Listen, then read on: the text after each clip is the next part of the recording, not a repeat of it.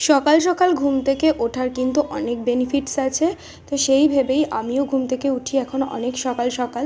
তারপরে দেখো একটু ফ্রেশ হয়ে ব্রাশ করে নিয়ে বেরিয়ে পড়েছিলাম মর্নিং ওয়াকে আমি আর আমার ননদ। তারপর বাড়ি চলে আসলাম, এসে একটু এক্সারসাইজ করে নিচ্ছিলাম বাড়ির বাগানে। আর তারপর ওপরে এসে ওয়াশিং মেশিনে কয়েকটা জামা কাপড় কাচতে দিয়ে দিলাম, কারণ সংসারের কাজটাও তো অনেক জরুরি এসবের পাশাপাশি।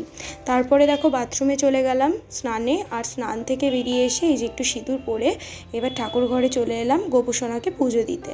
তো এই যে এখন আমি গোপুসোনাকে স্নানও করাচ্ছি, আর তারপরে দেখো এই যে গোপুসোনাকে এখন সাজুগুজু করিয়ে দিচ্ছি। আর এই যে এবার ঝটপট পুজোটা দিয়ে নিলাম, আর তারপরে দেখো একটু চা খেয়ে নিলাম। তারপরে সংসারের কাজগুলো টুকটুক করে সারছি। আর তোমাদেরকেও একটা কথা বলবো যে সংসারের কাজ কর্ম যতই থাকুক না কেন, নিজেদের জন্য কিন্তু নিজেদেরকেই টাইম বের করে নিতে হবে। নিজেদের শরীরকে ভালো না বাঁচতে পারলে কিন্তু দুনিয়াতে কেউ সঙ্গে থাকবে না। ভিডিওটা কেমন লাগলো অবশ্যই কমেন্টে জানিও। টাটা।